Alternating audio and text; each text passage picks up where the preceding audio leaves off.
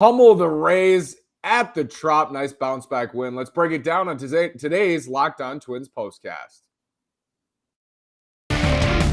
You are Locked On Twins postcast, part of Locked On Sports Minnesota, your team every day.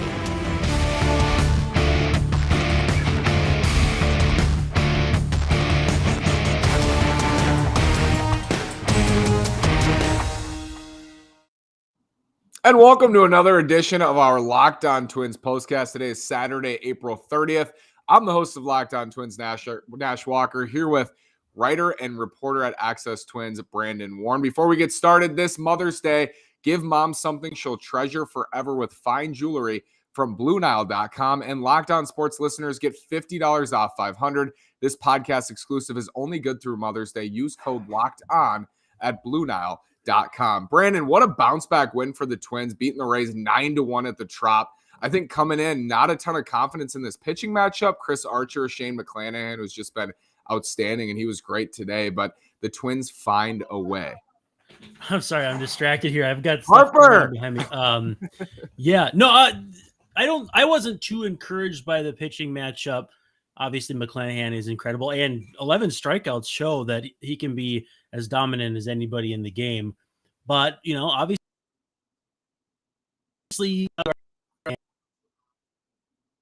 and because Max Kepler goes deep later. I mean, just incredible. The number 3 spot in the order, 4 for 5 with 3 bombs. That's not bad. I thought maybe Trevor Bauer was pitching, but just an incredible team effort. And also, too, do you ever wonder, like, maybe if we don't have a postcast like we didn't yesterday, and they did, they didn't win, they lost. I wondered last night. Might be honest, it's like the protesters at Timberwolves games, and rest in peace the 2021-22 Timberwolves. I remember you said I thought of that last night. I was like, we didn't postcast. It was kind of a sleepy game. Like, I mean, we would have had a lot to say. We always do, but I think there's a trend there. I want to talk a little bit about what you just mentioned, which is that spot in the order, because do you think more so this year, Brandon, the Twins are platooning in a Giants type of way? We see just completely different lineups against righties and lefties. Some guys stick. Of course, Correa is going to stick. Buxton was out today. We'll talk about that. Some guys are going to stick, but Garlick, Larnach, Kepler, Arise, Celestino's in that mix. A lot of platooning here early on. Yeah, part of it's the build or the makeup of the roster and part of it too is like guys like Miguel Sano not hitting, so Luis Arise is getting more time, and it helps that they're complementary skill sets. But I think too, you can justify platooning guys on a team that's winning, and last year that just wasn't the case, and so it made sense. Well, Kyle Garlick was healthy for him to play against lefties, but once the season kind of spirals out of control, you might as well put Alex Kirilloff in there against lefties, Trevor Larnach, even Max Kepler, one of your main guys. You don't play the matchups as much when it's a lost season, and that happened fairly quickly last year. Not that they treated it like it was lost, but it was more about, okay, well, it's not that important to platoon guys in a season where we're kind of struggling. Anytime the Twins score a bunch of runs and win without Byron Buxton, it's noteworthy. Scratched with hand contusion, was hitting the hand yesterday. I was looking at my game day app. It said Byron Buxton hit by pitch. And at the time I was like, oh no. And he's out today. Trevor Larnach enters the lineup. Larnach was 1 for 4 with a double and a walk. People are starting to notice Brandon Larnach hitting the ball hard, getting on base, looks a lot more comfortable. What do you think about Larnach in the early going? Yeah. And tough matchup for him against McClanahan. I think you don't initially expect him to play because that matchup is so tough, but the game is funny. You'll get forced into spots that you're maybe not comfortable in, or maybe that you need to get comfortable in. I think we saw that with Max Kepler and lefties, not only in his major league career, but his minor league career. And, he's backslid a little bit, but yeah, I think Larnach deserves a lot of credit for how he fared today and for how he swung after a slow start. Kepler is heated up, but Larnach is not far behind him on that train.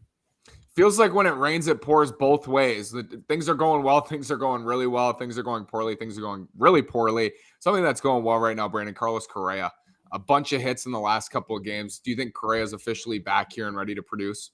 Sure feels like it. Yeah, you can't keep a player like that down. And so him picking up 3 hits with Buxton on the sideline, it's a good time for him to heat up. The top of the order with Polanco, he's struggling a little bit with Arise not in there every day. It needs some stability, and that's where Correa is going to come in key.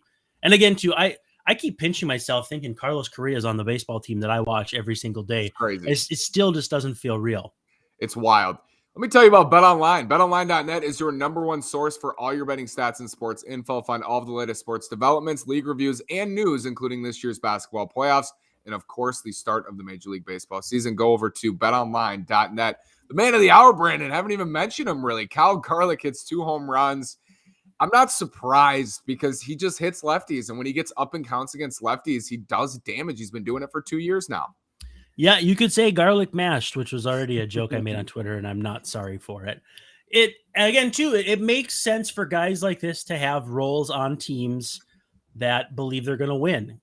Is it worth keeping a roster spot for a guy like Kyle Garlick if you're 20 and 30, 50 games into the season fighting for your life, and you may have some young kids who could give you a shot in the arm in the minors or a more versatile player, but in the spot that they're using him, he's perfectly useful. And this actually kind of comes from the Rays managerial tree, because back in the day, Joe Madden would hit guys like Jeff Keppinger third, and everybody would be like, what is this guy doing? And then you go look at his splits on Baseball Reference, and he's got an 840 OPS or an 860 OPS against lefties in his career. And the apple didn't fall far from the tree with Rocco coming over from Tampa, but Garlick has been every bit of what they could have hoped for. And, I think they're going to keep running him out there like that. It's going to be interesting when this roster gets pared down, because I think he's pretty safe with how he's swinging it right now. A lot of guys just doing their job right now for the Twins. 8 out of their last 9 playing just super good baseball. Flush last night today. That was awesome. We wouldn't have been able to flush last night if they didn't bounce back today, right? But they did. Jhoan Duran's doing his job too, Brandon. 2 innings, just clean, straight through, 3 strikeouts. I think he's getting better and better every outing. Yeah, I mean, and he's already scary good. I mean, to have a slider come in at mid-90s is insane. We've been seeing that with a lot of Mets pitchers, Jacob deGrom and guys like that. But to see it here on the team that we watch every single day, it's truly a sight to behold. And Duran really seems to be comfortable with this multi-inning role and the way they're managing the pitching staff. Archer pitch count was getting up there. He only threw 4 innings. He was wobbly, but got it done. They're going to need multi-inning guys to kind of wrinkles. Maybe Archer is only a 4 or 5 and dive kind of guy to rely on multi-inning guys, because it's going to be a close game. If Chris Archer pitches like he did today or better, he can keep you in the game. So I love the idea of how they're using Duran in short spurts, but more than an inning. It feels like they built this pitching staff around the idea that, yes, Archer was going to go 4 or 5, 5 and fly at least early on. He only threw a handful of innings last year, so it does make sense. Tomorrow is Chris Paddock against to be determined for the Rays, and whoever to be determined is, we don't even know the handedness. I wonder, and Dick mentioned this, I thought it was a really good point, is Kevin Cash going to play some platoon games with Rocco Baldelli tomorrow, open with a lefty or open with a righty, and then bulk innings to a lefty or to a righty? What do you foresee for tomorrow, Brandon? That feels like right out of the playbook of the Rays, whether it's Joe Madden, Kevin Cash, whoever. It's just right out of that playbook. So I think there's a good chance that that's going to happen. Yeah. Chris Paddock, what do you expect from him? This is a challenge, I think, at least at the top of this lineup with Brandon Lau and Wander Franco and Randy Arozarena. They got some guys. Yeah, more of the same. Just keep it in the ballpark and he should be fine. He's got good command, pretty good strikeout stuff. Keep watching that third pitch, because we've seen some stories. I know I saw one Baseball Prospectus about him working on a third pitch. I don't know what they're calling it. It seems like the shape is different than the changeup, but the velocity is similar. But if he can have even a passable third pitch, I think the Twins did really well in that trade. So again, keep the ball in the yard and should be okay. The Tigers are 6-13 and in Los Angeles with 2 more games against the Dodgers. The White Sox, they're winning today. I believe they're going to restart that game here shortly. They're playing the Angels, but lost last night, and they have a tougher schedule coming up. Twins have Baltimore, Oakland, Kansas City, Detroit, Kansas City again.